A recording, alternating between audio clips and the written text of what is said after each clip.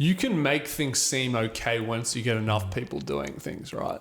And you can get caught up in the crowd. You can get sort of this mob mentality that sort of makes you feel all right about doing certain things because, well, my friends are doing it. Maybe if my family's doing it, so it's okay for me to do it as well. But take Nazi Germany, for example. Obviously, they had a certain ideology. They didn't like a certain group of people and they tried to exterminate them. But reality caught up. Yeah. And enough people realized what these group of people were trying to do and essentially, well, defeated them in a war. Yeah. Like, war is the extreme example of obviously things snapping back to reality. I guess my opinion is that better good is the same thing, though. People may disguise it with religion and Quran and Buddha and Christian, but I think that's just one fundamental thing that's integral to all of us. And the good is a moral outcome. Yeah. Right? Well, good is the turn you make. You don't go down the bad. No one. That's right. Most people aren't thinking, I want to do bad. You know what I mean? Most people are thinking, I want to do good and I want to get better. Yeah. Like that is, I think, human nature.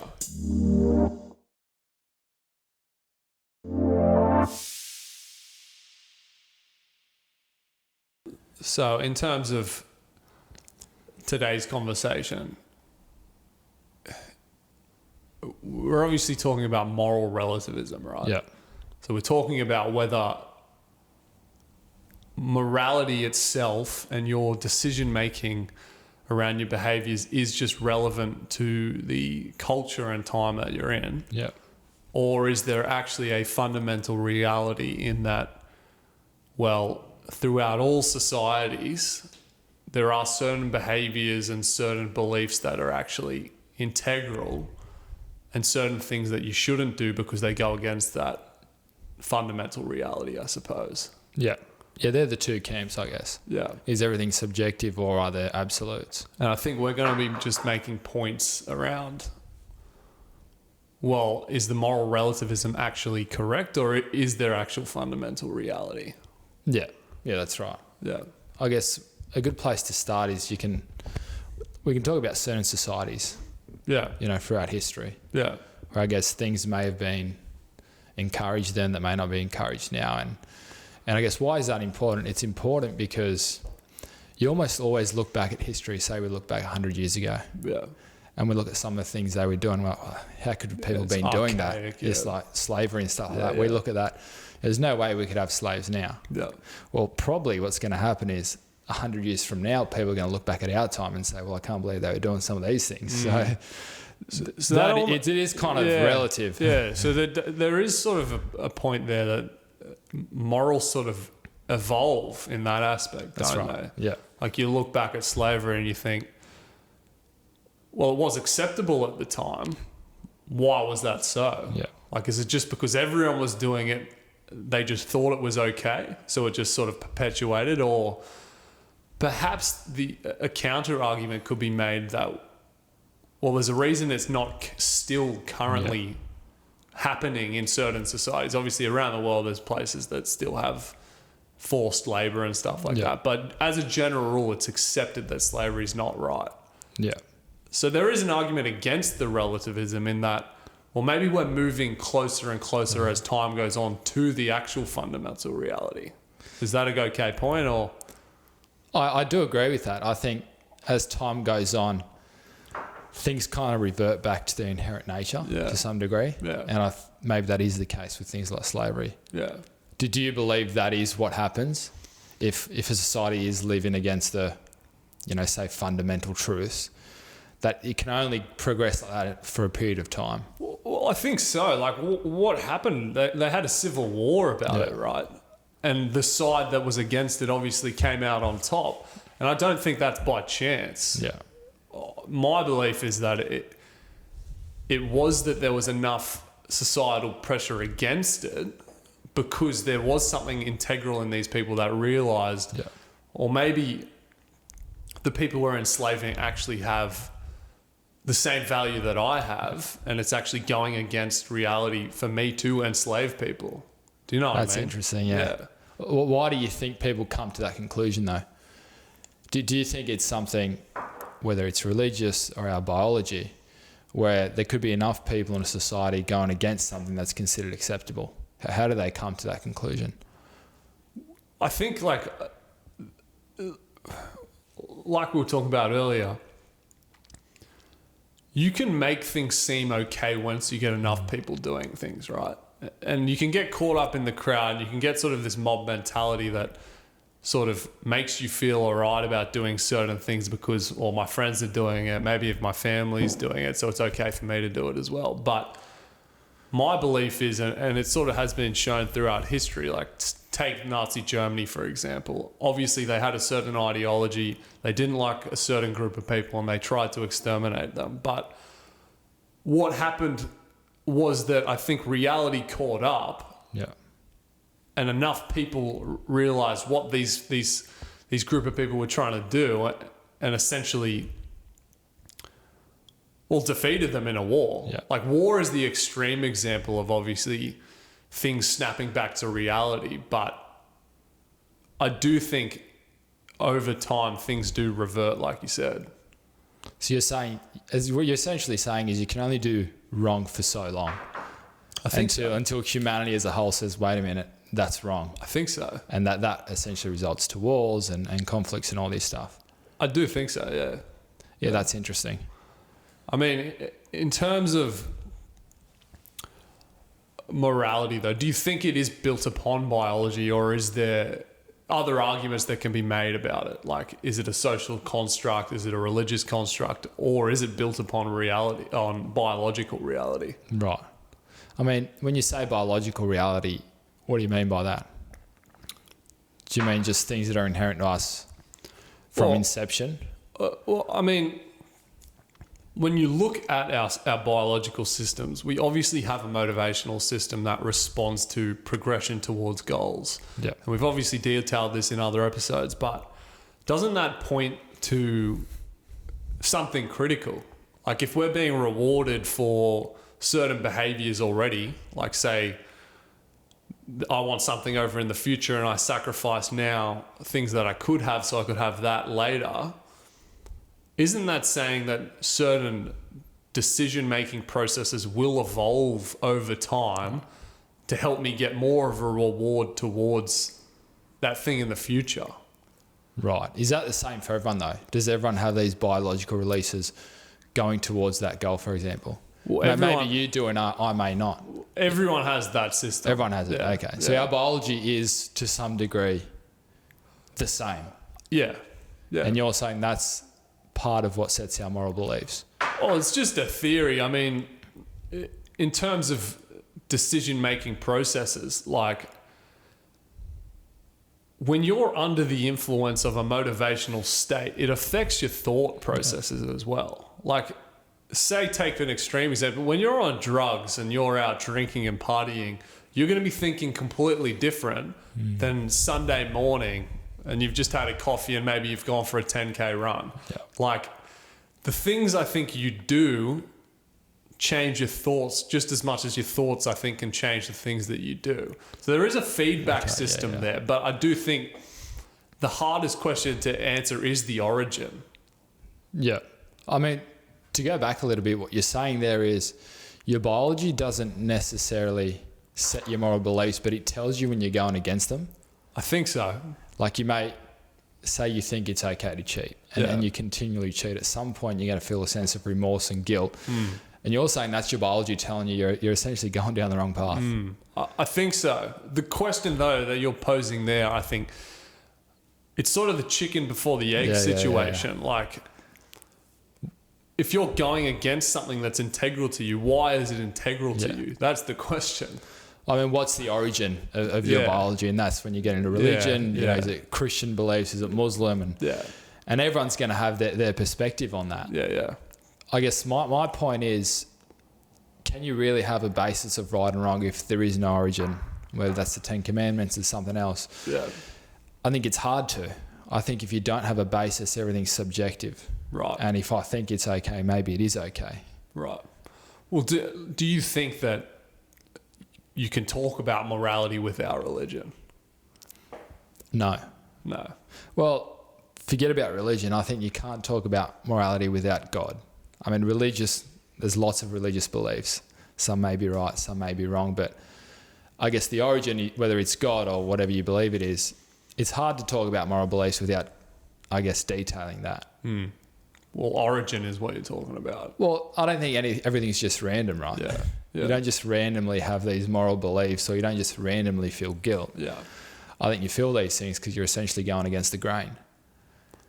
I mean, what is the grain? Yeah. Is it the Quran? Is it the Bible? Yeah. Again, that's very open to interpretation. Yeah, it's a very hard issue to sort of parcel out, but where I more think about it is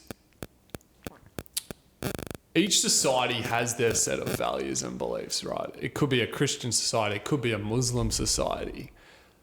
I think that every society actually has something at the top, which is they want to progress towards something better than they're currently at right now. And they want to minimize pain and suffering, right? They might have different beliefs about how to actually get to that overall goal, but each society has that goal, right? So my argument here is, and I want to hear your thoughts, is that the actual characteristics of the society can change and they can be relative, but the thing that stays absolute is they're working towards a better good. Right. I guess my opinion is that better good is the same thing, though. People may disguise it with religion and Quran and Buddha and Christian, but I think that's just one fundamental thing that's integral to all of us. 100%. And I think that's where all societies are working towards. But there's obviously natural differences. I think that's a strong argument for moral absolutism, which is the opposite of relativism. I think it is an argument that there is a fundamental truth. And this is where I want to actually push the conversation a little bit, and I think it relates more to do with people watching, and I think it has more of a relevant perspective, is that we act as if potential is real.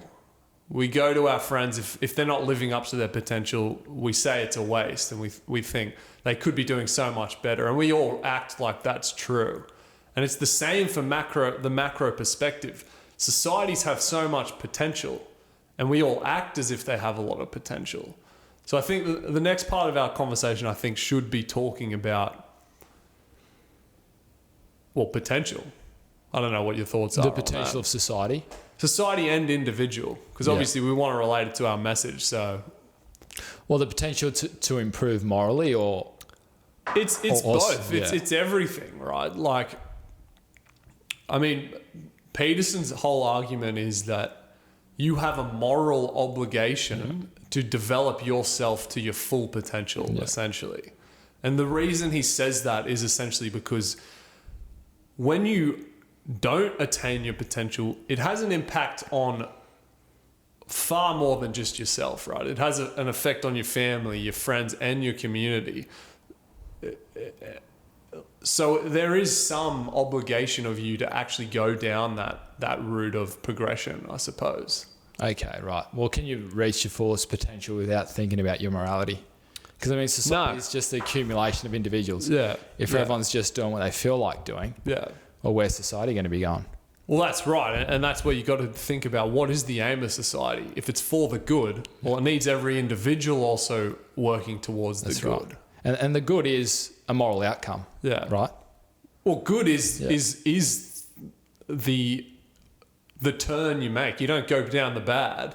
No, that's right. Most people aren't thinking, I want to do bad. You know what I mean? Most people are thinking, I want to do good and I want to get better. Yeah. Like that is, I think, human nature. I agree. And it's important to tie that in, because a lot of people, I guess when you're young, you don't think about your morals or morality. They're kind of just inherited from your parents or the people around you. Yeah. But I mean, you're going to end up to some degree, you're going to end up in life where you are because of your moral beliefs. Yeah. Right. Yeah. And if societies, what I want to ask you, what if society's moral beliefs are all different? Where does that society go? Well, a house divided against itself can't stand, right? Like, you need to have a solid structure in place of what's right and what's wrong. I was watching a video of this professor talking about it, and he essentially said that if we go down the path of everyone has their set of individual values, what actually happens is you lose the ability to even communicate with people, because words represent things in the external environment. And if we don't have a common understanding of what things are and what's right and wrong, well, what I say to you and my language I use actually holds no meaning for you, and you no longer understand what I'm saying to you, and I no longer understand what you're saying to me. And obviously the repercussions of that is, well, society can't operate. And that's when conflicts happen. Yeah. Not only do the words have no meaning, they actually almost aggravate us. Yeah. And that's when you see kind of wars and et cetera. 100%. Yeah. Why do you think when you see like people disagreeing politically, why do you think they're yelling at each other and just not taking in what the other person is saying? Yeah. It's because they have such a different perspective and view on things that they're just not understanding what the other person is saying. They could be refusing to understand, or they could be ignoring, but there is a breakdown in, I suppose, connection between those two people. That's interesting though, because you'd presume that most people have the fundamental beliefs that you shouldn't lie, you shouldn't steal, you shouldn't kill, obviously. Yeah. So why is it as you progress up those chain of beliefs, people diverge, go more left and right? Obviously, you'd agree that most people have those fundamental beliefs. You shouldn't harm people, you shouldn't lie to people. Yeah. Yeah, I mean, political preference is actually quite heavily influenced by personality characteristics, right? Right. So obviously we've talked about personality in the past, and there are key dimensions like openness to experience, right? So someone that is really high in openness and say low in conscientiousness might be more tilted towards a left-leaning political ideology, whereas someone that's high in conscientiousness and perhaps less open might be more conservative, and they might think personal responsibility, etc., is better. The problem comes though when you get political ideologies that get way out on the extremes, right? So you've got people way out on the right, and what happens with that is people get extremely nationalistic, and they really push against the other, and they don't like outsiders, etc. They want to categorize everything. Whereas if you get extreme left, that's when you get extreme openness to everyone's identity, and everyone can have their own meanings and stuff like that. But both extremes are wrong. And the problem is when you can't come together, and you can't do this when you get so extreme because they're talking a different language, like we said, right? The problem comes when there's no ability to come together, and you're just getting this swing from pendulum to pendulum. Yeah. And this is where things like civil wars and stuff erupt, because communication breaks down so heavily that the only solution is essentially to physically dominate the other side. Yeah, that's 100% true. Yeah. And it's interesting because how do we get to that point? Is it the set of beliefs is different, or is it the core set of beliefs is the same, but I guess those micro beliefs are different? Well, you've heard of the war cycle, right? Yeah. Like every certain number of years, war does occur. So I think it's actually personality differences that lead to this. And I think that the war cycle is actually a almost environmental adaptation to bring things back to baseline. It's kind of like a reset, global reset. I think so. Yeah. I think so. The problem just comes that, well, war nowadays looks quite extreme compared to 100 years ago.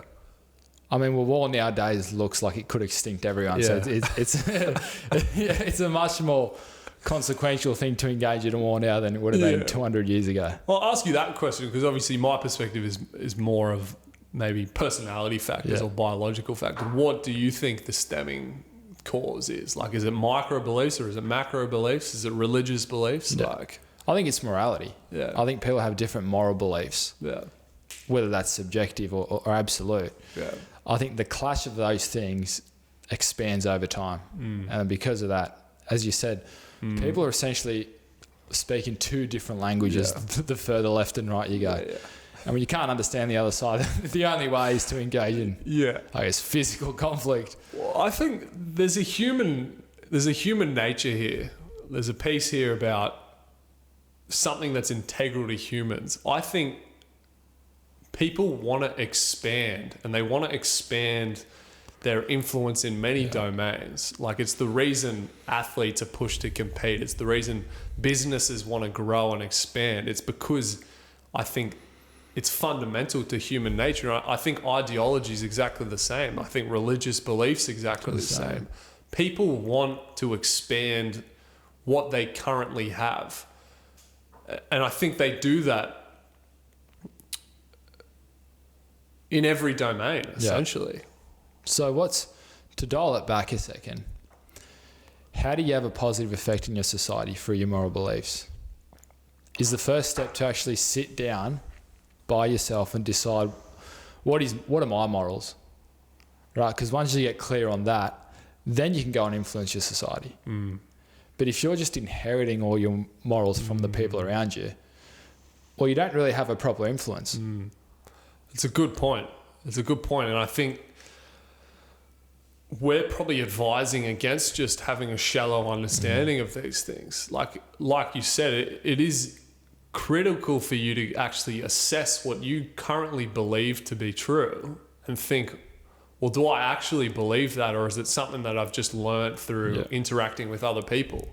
Like, there is some room for you to, I think, move things around a little bit. Like, obviously the key things have to stay in place, like the things like not murdering, not cheating, not lying, stealing, etc. do have to stay in place. But there are even more micro behaviors that I think you can have. You can experiment with, you're saying, right? I think so. You can actually see what you think's right by engaging in it. Yeah, and I think experience is important in that aspect. Yeah, it's a good point, because I mean, once you decide what your beliefs are, that's probably going to determine who you engage with and what you engage with. And then your society will go down that path. Whether society as a whole will is a different question. Yeah.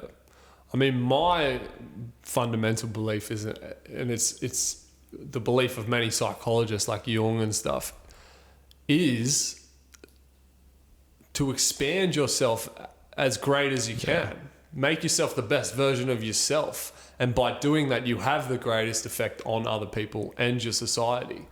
Like, I don't know. It's something you've got to come to terms with yourself. You can't just take the word of other people. I think what we're trying to do is just point people in the right direction to some extent.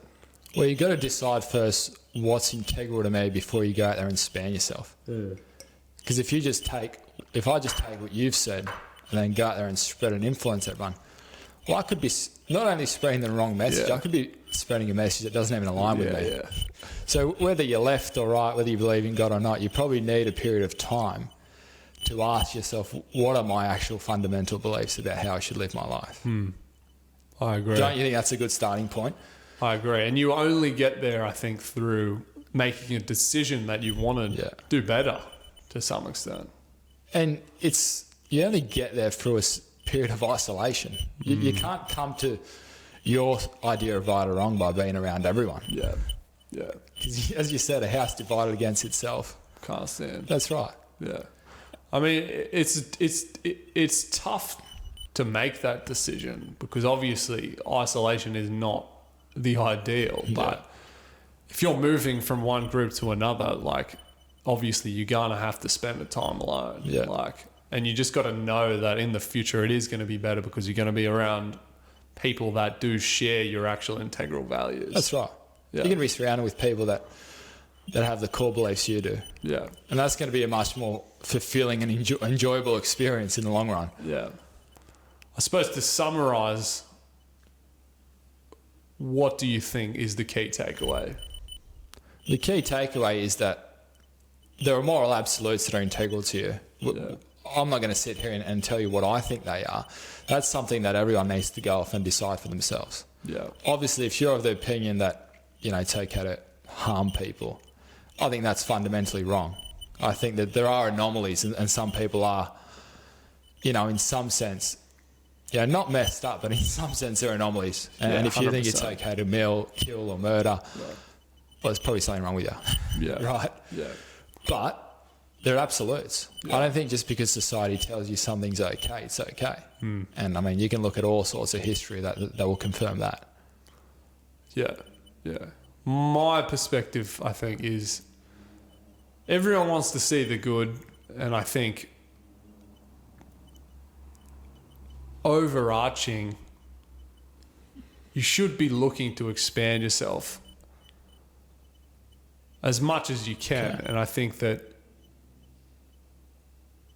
through that process of making yourself better, I think you can actually be more effective for other people. And I think as a result of you doing the work now, I think your family in the future, your community and your friends will benefit as well. So I just want one more question. Do you think that spreading your influence over the long term is the most fulfilling thing? 100%. Yeah. Like we said earlier, I think it's a human law of nature that you want to have influence and you want to actually be confirmed by the environment that you're an effective person. Yeah, I agree. Yeah. Yeah, I think that's a good place to end there. Yeah.